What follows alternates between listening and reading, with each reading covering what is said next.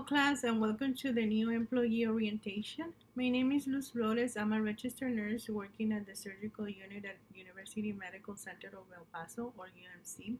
Today I'll provide you with a little bit of background information about UMC, describe the chain of command, give a description of what a mass casualty event is, and how does the chain of command change for a mass casualty event, including my role as a nurse.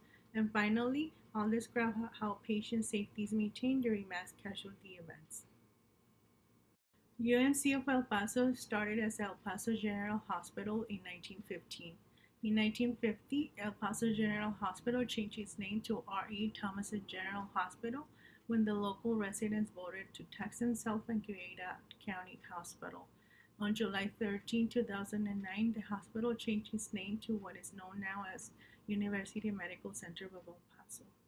UMC is the designated hospital for Texas Tech University Medical Center residents physicians to receive their postgraduate training, and it is also affiliated with UTEP and El Paso Community College.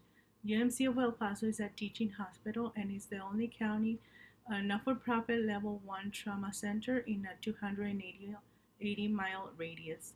UMC is owned by the people and for the people of El Paso. It is self-funded from its services, grants, tax revenue, and charities. UMC of El Paso has a very extensive chain of command, and I start from the bottom up. First, we start with the charge nurse, the unit assistant manager, the unit manager, the unit director, the medical staff officers, the chief executive officer, chief legal officer, chief compliance officer, chief medical officer, chief strategic officer, chief administrative officer, chief financial officer, chief nursing officer, chief operating officer, chief executive officer, and at the top is the board of managers.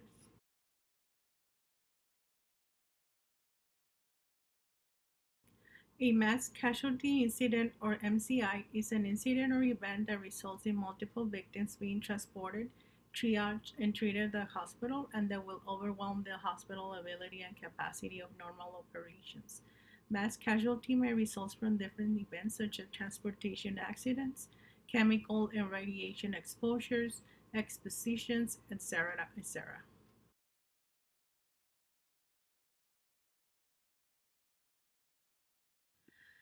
When a hospital receives a call that an incident or accident had occurred involving mass casualty and victims are expected to arrive and be admitted, the plan of action is the following.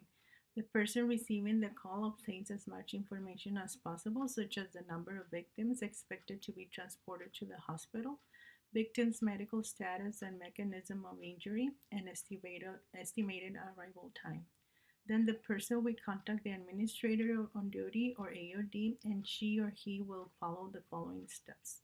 The AOD will obtain all available information concerning the incident and the emergency, and the AOD will contact the administrator on call, the emergency department director or charge person, the security department, the engineering department if the contamination of victims will be necessary.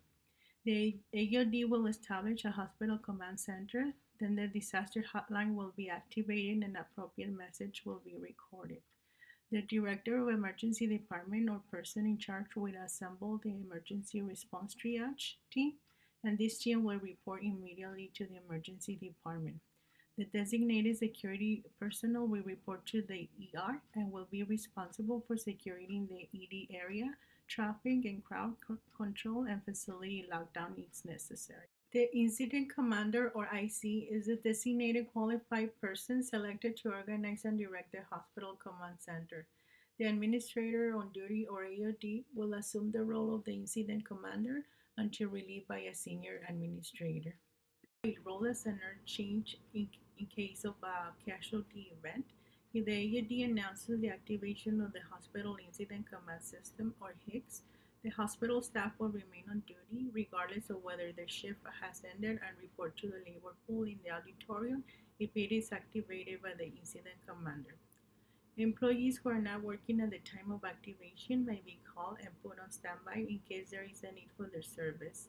All associates should stand by for a call from their supervisors and contact the disaster call line at 521 2242.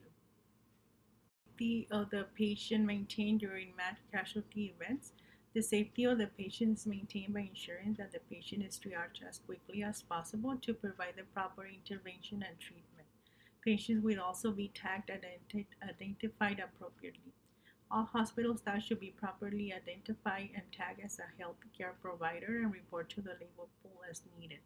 The hospital will ensure that adequate amounts of supplies, staff, and help if needed are provided to respond to the event.